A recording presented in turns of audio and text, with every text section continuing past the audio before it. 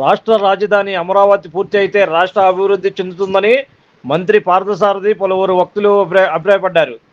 గొల్లపూడి వ్యవసాయ market yard చైర్మన్గా నర్రా వాసు నియమించిన సందర్భంగా ఆదివారం గొల్లపూడి మార్కెట్ యార్డ్ ప్రాంగణంలో జరిగిన ప్రమాణ స్వీకారోత్సవ సభలో మంత్రి పార్థసారథి, మైలవరం ఎమ్మెల్యే వసంత కృష్ణప్రసాద్, మాజీ రాజ్యసభ సభ్యులు కనకమేడల రవీంద్రనాథ్, పలువురు ఎమ్మెల్యేలు, కృష్ణా జిల్లా సహకార బ్యాంక్ చైర్మన్ నెట్టో రఘురాం, కూటమి నాయకులు పాల్గొని అభినందనలు తెలిపారు.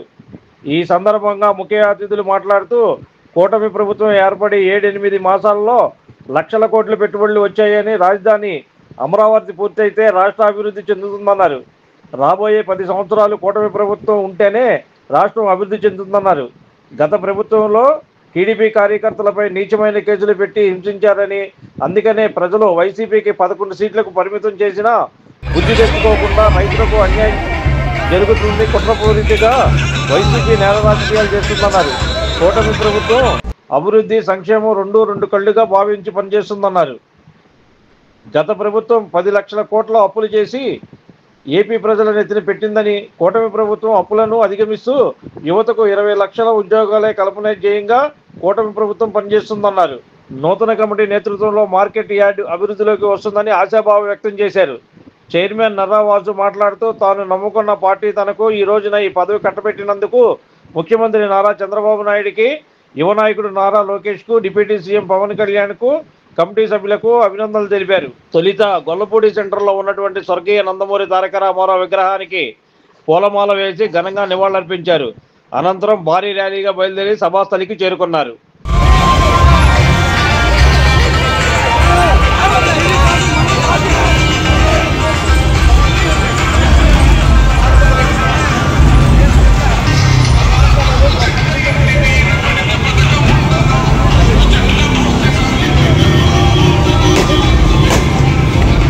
సోదరుడు నర్రా వాసు జనసేన పార్టీ అధ్యక్షులు అక్కల గాంధీ గారు, అలాగే బీజేపీ, అలాగే కొత్తగా మైలవరం మార్కెట్ యార్డ్కి చైర్మన్ గా నియమితులైన జనసేన పార్టీ మైలవరం మండల అధ్యక్షులు శీలం బ్రహ్మయ్య గారి సతీమణి శీలం నవ్యశ్రీ గారు, మన గొల్లపూడి గ్రామ పెద్దలు, ఈ వేదిక మీద ఉన్నటువంటి తెలుగుదేశం, జనసేన, బీజేపీ కుటుంబ సభ్యులు, ఈ కార్యక్రమానికి విచ్చేసినటువంటి తెలుగుదేశం, జనసేన కుటుంబ సభ్యులకి, సోదర సోదరీమణులకి అందరికీ నా నమస్కారం. కుటుంబం తెలుగుదేశం కోసం పనిచేసి ఈ రోజు ఆయనకి అధ్యక్షుడిగా బాధ్యతలు ఇస్తా ఉంటే ఊరు కథలు వచ్చింది. ఒక మంత్రికి కనుక ప్రమాణ స్వీకారానికి వెళ్తుంటే ఏ స్థాయిలో ప్రజలు ఆదరణ ఇస్తారో, ఒక అర్హత కలిగిన కార్యకర్తకి ఈ రోజు పదవి వస్తే ప్రతి ఒక్కళ్ళు సంతోషపడతా ఉన్నారు, సంబరపడతా ఉన్నారు. మాకే పదవి వచ్చింది అన్నంత ఆనందంగా ఉన్నారు అంటే చంద్రబాబు నాయుడు గారి, లోకేష్ బాబు గారి నిర్ణయం తెలుగుదేశం పార్టీ కుటుంబ సభ్యుల ఆమోదంతోనే జరిగిందని చెప్పి ఈ సందర్భంగా తెలియజేస్తా ఉన్నాను. తప్పకుండా సోదరులు నాయకత్వంలో రైతాంగానికి ఉపయోగపడే ఈ మార్కెట్ యార్డ్ తప్పకుండా రైతులకు అండగా నిలబడి ఈ చుట్టుపక్కల ప్రాంతాల్లో మొన్న కూడా వరదలు వచ్చినప్పుడు, బుడమేరు వరదలు వచ్చి గొల్లపూడి పరిసర ప్రాంతాలంతా అటు జయనారాయణ కాలనీ ఇబ్బంది పడినప్పుడు కూడా సుబ్బారావు గారు, వాసు గారు, అలాగే మన నారదా గారి నాయకత్వంలో కుటుంబ సభ్యులందరూ కలిసి ప్రజలకు అండగా నిలవడం జరిగింది. అట్లాగే మొన్న అకాల వర్షాలు వచ్చి ధాన్యం సేకరణకు ఇబ్బంది అయినా కూడా వాసు గారి నాయకత్వంలోనే ముందుకు తీసుకెళ్తాం. అలాగే మంత్రివర్యులు నాదెండ్ల మనోహర్ గారిని కూడా తీసుకొచ్చి మా ప్రాంతానికి వ్యతిరేకంగా, మా అమరావతి రాజధానికి వ్యతిరేకంగా 3 రాజధానులు కావాలని నేను మాట్లాడే ప్రసక్తే లేదని చెప్పి వెనక్కి చేశా. ముఖ్యమంత్రి గారు మీతో మాట్లాడించమని చెప్పారు అంటే ముఖ్యమంత్రి గారు చెప్పొచ్చు, బ్రహ్మ దేవుడి దిగి రావచ్చు, నేనైతే చెప్పను అని చెప్పి పక్కన పెట్టేశా. వెంటనే వాళ్ళు ఒకరి మొహం ఒకరు చూసుకొని ఎవరికి చెప్పాలి అని చెప్పి రెండో వ్యక్తి కోసం ఆలోచిస్తా ఉన్నారు. వెంటనే అక్కడ ఉన్న ఒక వ్యక్తి చెప్పాడు, పార్థసారథి గారు ఎక్కడున్నారో ఎత్తకండి, ఆయన పిలవండి అని చెప్పారు. నేను వెంటనే బయటకు వచ్చా, సారథి గారికి ఫోన్ చేశా. సార్, నా చేతిలో కాగితాలు పెట్టి అమరావతి వ్యతిరేకంగా మాట్లాడమన్నారు, మనం ఈ నిర్ణయం మనకు నచ్చంది కాబట్టి మీరు కూడా దయచేసి కరెక్ట్ గా సరైన నిర్ణయంతో రండి అని చెప్పా. మళ్ళీ ఎటుపోయి ఎటు వస్తుందో అని చెప్పి నేను గుమ్మం దగ్గరే ఫోన్ చేసి చెప్పి కాపలా కూర్చున్నా. లోపలికి రాగానే సార్ మీకోసం వాళ్ళు రెడీగా కూర్చున్నారని చెప్పారు. ఆయన కూడా లోపలికి వచ్చారు. రాగానే అమ్మట ఎదురెళ్ళి ఆయన చేతిలో 4 కాగితాలు పెట్టి అమరావతికి వ్యతిరేకంగా మాట్లాడమన్నారు. ఆయన కూడా నేను చెప్పినట్టే బాబు దయచేసి నేను మాట్లాడని చెప్పి అవి అక్కడ పక్కన పడేసి రాసిన ప్రయత్నం. ఇంకొక ఉదాహరణ చెప్తా. సాక్షాత్తు అప్పటి నువ్వు చంద్రబాబు నాయుడు గారిని తిట్టట్లేదు, నిన్ను ఎట్లా ప్రోత్సహిస్తా అని చెప్పి ఆయన మాట్లాడాడు.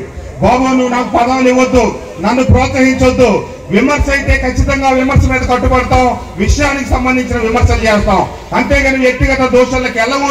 తెలుగుదేశంలో అడుగు పెట్టగానే మా అందరిని కూడా గౌరవించి సీట్లు ఇచ్చి ఈ మైలవరం నియోజకవర్గ చరిత్రలో కానీ రీతిలో మైలవరం పుట్టిన తర్వాత ఇవ్వని మెజార్టీతో 43,000 మెజార్టీతో గెలిపించిన నా మైలవరం నియోజకవర్గ ప్రజల క్షేమం అభివృద్ధి కోసం నిరంతరం చంద్రబాబు నాయుడు గారు లోకేష్ బాబు గారి సహకారంతో నమస్కారం అభివృద్ధి కట్టుబడి ఉన్నామని చెప్పి తెలియజేస్తూ, అంతేకాకుండా నిజమైన కార్యకర్తలకి పార్టీకి అండగా నిలబడిన వారికి అండగా ఉంటామని, పేదలందరికీ అండగా ఉంటామని ఈ సంవత్సర కాలంలోనే అభివృద్ధి కార్యక్రమాలతో పాటు దాదాపు 5 కోట్ల రూపాయలతో ప్రజలకు అండగా నిలిచాము. ఆరోగ్యశ్రీలో సేవలే కాకుండా ఇన్ని ఆర్థిక ఇబ్బందులు ఉన్నప్పటికీ రాష్ట్రానికి నిన్న దాదాపుగా 10,000 కోట్ల రూపాయలు తల్లికి వందనం పేరుతో పేదల బిడ్డలందరినీ బాగా చదివించాలనే ఆకాంక్షతో ఎంతమంది బిడ్డలు ఉన్నప్పటికీ అకౌంట్ లో డబ్బులు వేసిన ఘనత చంద్రబాబు నాయుడు గారికి, పవన్ కళ్యాణ్ గారికి అని చెప్పి తెలియజేస్తూ, అలాగే 4,000 రూపాయల పెన్షన్ భారతదేశ చరిత్రలో అన్న నందమూరి తారక రామారావు గారు వృద్ధులకి పెన్షన్ 75 రూపాయలతో ప్రారంభిస్తే అది అంచెలంచెలుగా పెరిగి ఈ రోజు చంద్రబాబు నాయుడు గారి నాయకత్వంలో 4,000 రూపాయలు ఇస్తున్న పెన్షన్ భారతదేశంలో ఏకైక రాష్ట్రం ఒక్క ఆంధ్రప్రదేశ్. అట్లాగే రేపు ఆగస్టు 15వ తారీఖు నుంచి అక్క చెల్లెలకి బస్సుల్లో ఉచిత ప్రయాణం కూడా ప్రారంభించబోతా ఉన్నాం.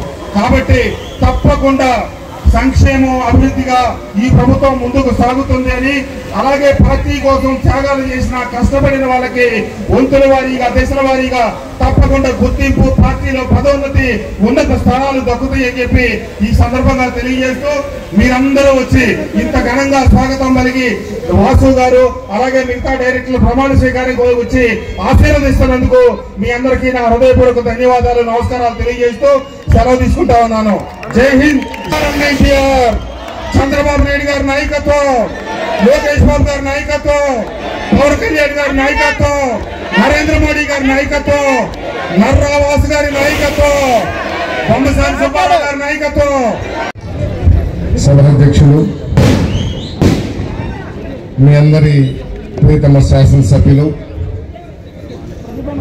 మాకు అత్యంత సన్నిహితులు వసంత కృష్ణప్రసాద్ గారికి, పెద్దలు, సీనియర్ రాజకీయ నాయకులు,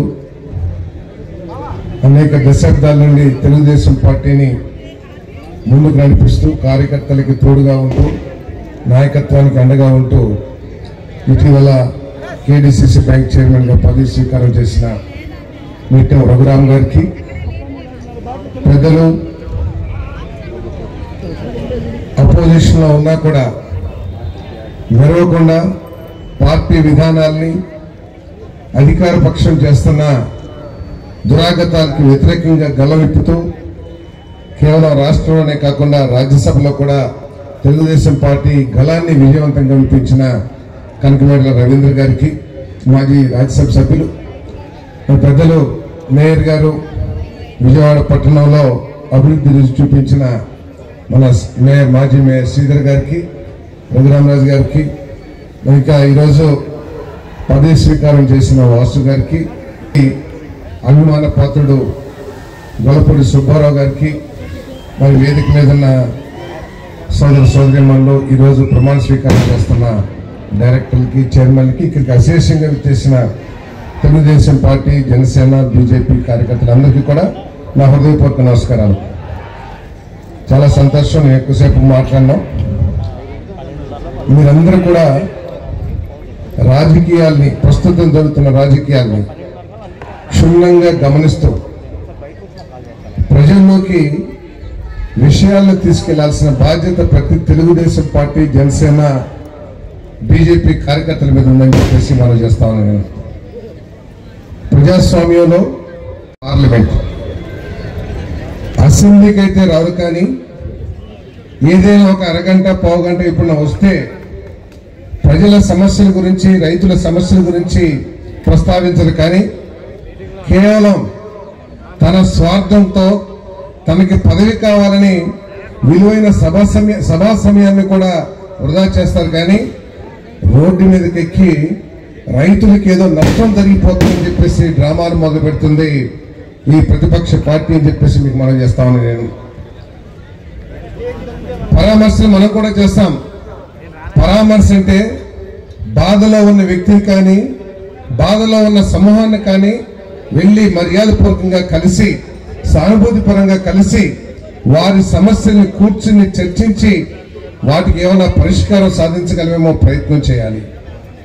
కానీ ఇక్కడ మన ప్రతిపక్ష నాయకత్వం అటువంటి ప్రయత్నం చేయకోకుండా ఒక నేర రాజకీయాల్ని, నేర ప్రవృత్తిని పెంపొందించే విధంగా ర్యాలీలు నిర్వహిస్తూ, ఆ ర్యాలీలో కూడా మహిళల మీద రాళ్లు రువి, పోలీసుల మీద రాళ్లు రువి వాళ్ళ మీద కేసులు పెడితే ఈరోజు రైతుల మీద కేసులు పెట్టింది తెలుగుదేశం ప్రభుత్వం అని చెప్పేసి ప్రచారం చేయడానికి ఏ విధంగా ప్రయత్నం చేస్తారో ఒకసారి ఆలోచించమని చెప్పేసి మనం చేస్తా ఉన్నాను. ఎవరైతే 11 మంది మీద కేసులు పెట్టారో వాళ్ళ మీద మొట్టమొదటి కేసులు పెట్టింది తెలుగుదేశం పార్టీ ప్రభుత్వం కాదు. కాంగ్రెస్ పార్టీలో, వైఎస్ఆర్ కాంగ్రెస్ పార్టీలో వాళ్ళ మీద అటెంప్ట్ మర్డర్ కేసులు అవన్నీ కూడా కేసులు పెడితే వాళ్ళు ఏదో రైతులు, వాళ్ళేదో సచ్చీలు అని చెప్పేసి ఈరోజు ప్రతిపక్షం ఏ విధంగా మాట్లాడుతున్నా ఒకసారి ఆలోచించేయమని చెప్పేసి మనం చేస్తాను. ఈ రాష్ట్రంలో సంక్షేమ కార్యక్రమాలు, అభివృద్ధి కార్యక్రమాలు గత ప్రభుత్వం ఎమ్మెల్యే బాబిల్ నా మేనిఫెస్టో అని చెప్పిన వైఎస్ఆర్ కాంగ్రెస్ పార్టీ కేవలం ఒక లక్ష్యం లేకోకుండా సంక్షేమ కార్యక్రమాలు చేసి నా బాధ్యత అయిపోయిందని చెప్పేసి 4 రూముల్లో కూర్చుని, 4 గోడ మధ్య కూర్చుని పరిపాలన చేశారని చెప్పేసి మీకు మనం చేస్తాను. ఈరోజు మన ముఖ్యమంత్రి గారు కేవలం సంక్షేమ కార్యక్రమాలు ఇస్తే నా బాధ్యత అయిపోయిందని భావించకుండా ఎవరికైతే తల్లికి వందనం ఇస్తున్నామో, ఎవరికైతే ఫీజు రీయింబర్స్మెంట్ ఇస్తున్నామో వారు కాలేజీని పూర్తి చేసిన తర్వాత ఆ పిల్లలకి భవిష్యత్తు పునాది వేయడానికి పెట్టుబడులు తీసుకొచ్చి దాదాపు 20 లక్షల ఉద్యోగాల్ని కల్పించాలి 5 సంవత్సరాలు అని చెప్పేసి ఆహర్నిశలు మన ముఖ్యమంత్రి గారు మరి కష్టపడతారని చెప్పేసి మీదకి మనం చేస్తానని ఈ ప్రతిపక్షం వారు చేసింది ఏమీ లేక ఈ రాష్ట్రంలో జరుగుతున్న మంచి కార్యక్రమాల నుంచి ప్రజల దృష్టిని మార్చడానికి మరి వీధి పోరాటాల్లాగా రాజకీయాలు దిగదాస్తుందని చెప్పేసి మనం చేస్తాను. మీరు ఎప్పుడైనా చూసారా ఒక గంజాయి తాగే సంఘ విద్రోహ శక్తుల దగ్గరికి, ఒక రౌడీ షీటర్ల దగ్గరికి వెళ్లి పరామర్శించే ముఖ్యమంత్రిని, మాజీ ముఖ్యమంత్రిని ఎక్కడైనా చూశారని చెప్పేసి అడుగుతా ఉన్నా నేను.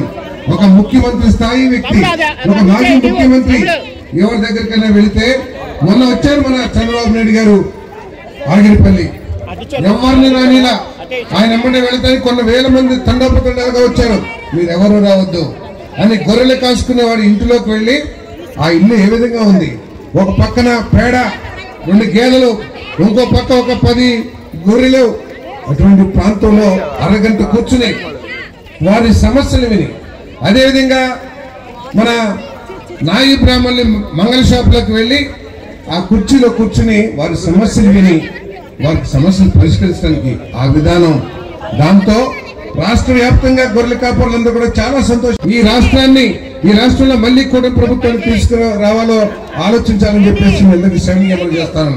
ఎందుకంటే ఈరోజు చెప్తున్నారు వైఎస్ఆర్ కాంగ్రెస్ పార్టీ వాళ్ళు, అమరావతిలో మేము తప్పు చేస్తాము, మేము 3 రాజధానులు అంటూ తప్పని అంటున్నారని.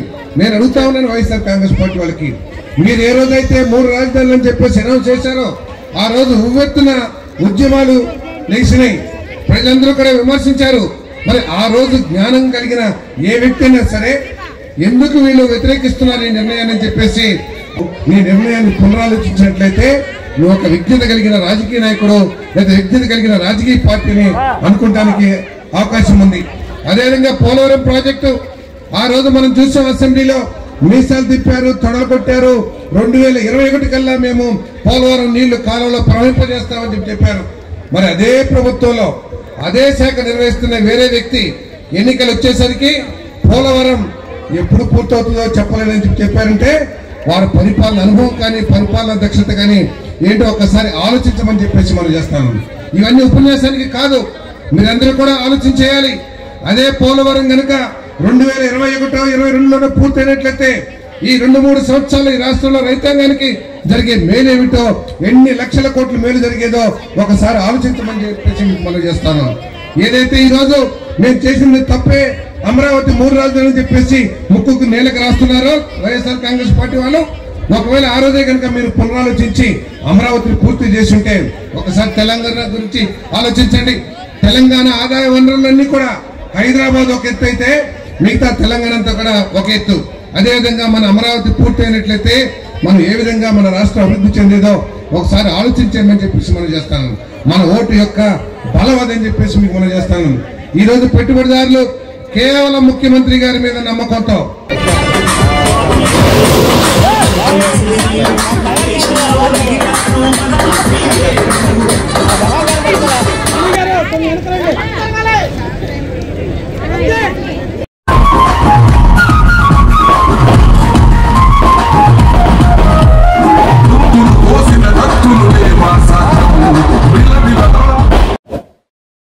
Like, subscribe and press the bell icon for new updates.